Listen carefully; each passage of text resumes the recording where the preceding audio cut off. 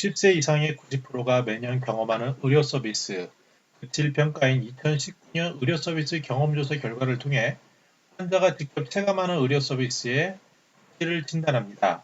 경험조사 내용과 함께 시니어에게 주는 의료 서비스 시사점 3가지를 살펴보았습니다. 나이가 들면 의료 서비스는 누구나 체감하는 삶의 중요한 부분이 됩니다. 시니어 환자가 고려하는 의료 서비스의 기대사항 그리고 시사점을 살펴봅니다. 의료 종사자나 병원 방문자에게 추천드립니다. 안녕하세요. 저는 시니어 라이프 비즈니스를 연구하는 최학희입니다. 구독하기 알람 설정으로 최신 시니어 라이프 비즈니스 컨텐츠를 확인하시기 바랍니다. 2019 의료 서비스 경험 조사는요, 환자가 직접 체감하는 의료 서비스의 질을 진단하고 나아가 OECD 수준 등과 비교할 수 있는 지표입니다.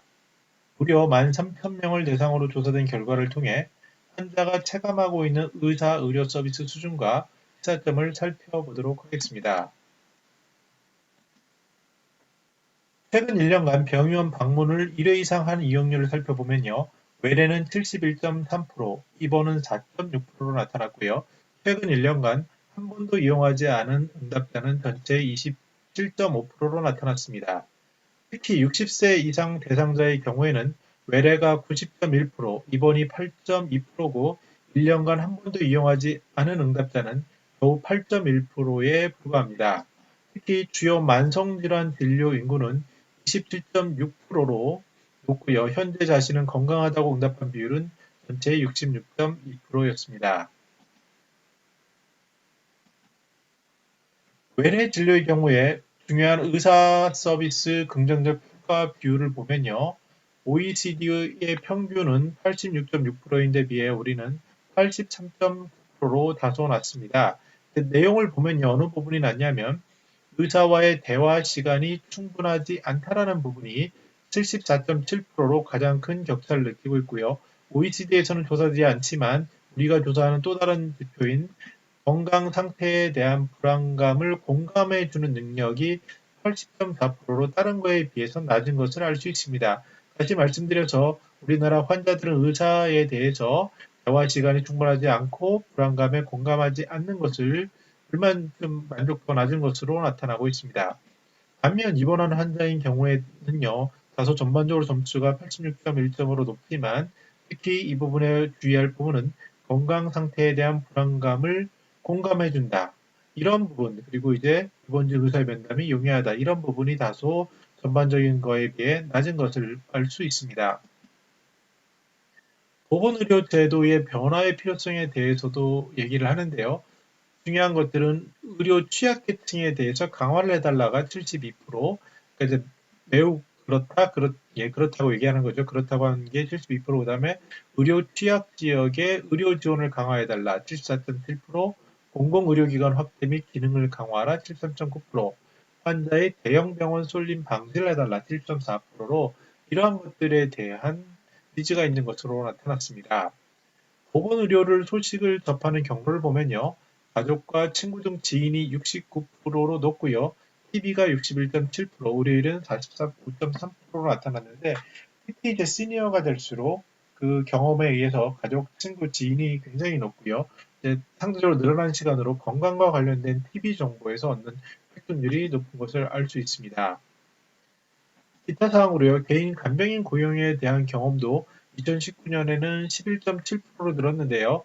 평균 12.3일을 있고 하루에 83,740원 정도를 하는데 여기에 대한 서비스 만족도를 보면요. 보통과 불만족이 11.3%로 무시할 수 없는 수치임을 알 수 있고요. 이쪽 부분에 대한 개선이 나타날 것으로 전망됩니다. 입원한 진료에 대해서 환경 및 환자 안전에 대해서는요. 감염에 대한 불안감이 이제 8.7% 정도 되고요. 투약에 대한 부장점이 10.1%, 그리고 낙상을 목격하거나 보는 것을 20.5%로 점차 어떤 소음이라든지 안전시설물 이런 거에 비해서 어떠한 그 불안감, 새로 감염, 투약, 낙상 이런 쪽이 2018년 대비 높아지고 있는 현상을 볼 수 있고 이런 부분에 이제 주의할 필요가 있다고 보여지는 부분입니다. 네, 그러면 시니어 라이프에 주는 시사점에 대해서 생각해 보겠습니다. 크게 세 가지를 생각할 건데요. 첫 번째는 환자가 의사에게 기대하는 것은 충분한 대화와 불안감에 대한 공감 능력이라고 나타났습니다. 이는 60 플러스 환자, 특히 만성질환자가 대부분 60 플러스에 대해서 더욱 중요하게 발견되는 상황입니다. 특히 이제 로봇 수술과 같이 의료기술이 급진적으로 발달하고 있는 상황에서 의사에게 기대하는 것은요, 대화와 불안감에 대한 공감 능력, 이런 것들을 굉장히 기대하고 내가 관심을 받고 있고 내가 충분히 소통하고 있구나에 대한 그런 체감을 기대하는 것이 전반적으로 나타나고 있습니다. 두 번째 볼 거는요. 최근 들어 대형 병원 쏠림 현상과 지역 간 의료 격차에 대한 것이 커졌죠. 그 이유 중에 하나로 작용하는 것은 건강보험료 지원이 잘 되다 보니까 그리고 이제 경험에 의해서 위급한 경험을 한 사람들이 대형 병원을 선호하는 게 나타나고 있는데요. 시니어들 고객 입장에서는 다음을 생각해 볼 필요가 있습니다. 질환 정도에 따라서 중소형 동네 병원과 대형 병원 간의 역할 분담에 대해 이해할 필요가 있습니다. 이러한 정책을 우리 보건당국도 잘 알고 있고요. 여기에 대해 철저한 준비를 하고 있는 것으로 알고 있는데요. 큰 틀에서만 보면은 IT 지원을 통한 정보 공유, 물론 이제 정보보안법 같은 문제가 있고 해결할 과제가 굉장히 많습니다. 그리고 이제 커뮤니티 케어 정책에 따라서 이렇게 지역, 살던 곳에서 돌봄을 받는 이런 의료 환경 서비스가 개선되고 있습니다.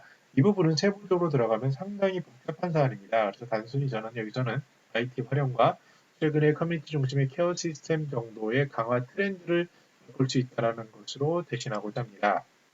끝으로 의료 정보 경로를 보면 가족과 지인 비중이 높음을 알 수 있습니다. 특히 시니어의 경우에 삶의 경험을 통한 정보 획득이 이루어지고 있는데요. 최근 건강정보 획득을 위해서 TV나 유튜브 등을 통한 획득량이 급증하고 있습니다.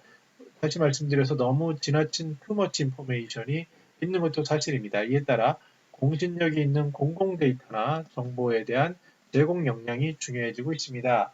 최근에 이제 문제가 되고 있는 신종 코로나 경우도 보면요. 여러 가지 정보들이 많이 공유되고 있는데 이럴 때일수록 시니어는요. 글로벌 객관적 정보를 제공하는 국제보건기구인 WHO나 우리나라의 질병관리본부의 객관적 정보에 일단 먼저 귀를 기울이고 이 정보의 판단에서 행동하는 것이 어느 때보다 중요하다고 말씀드릴 수 있겠습니다. 네. 시니어 입장에서 의료 서비스에 기대하는 부분은 무엇인가요? 댓글로 의견을 공유해 주시기 바랍니다. 저는 더 나은 시니어 삶 공동체를 연구합니다. 감사합니다.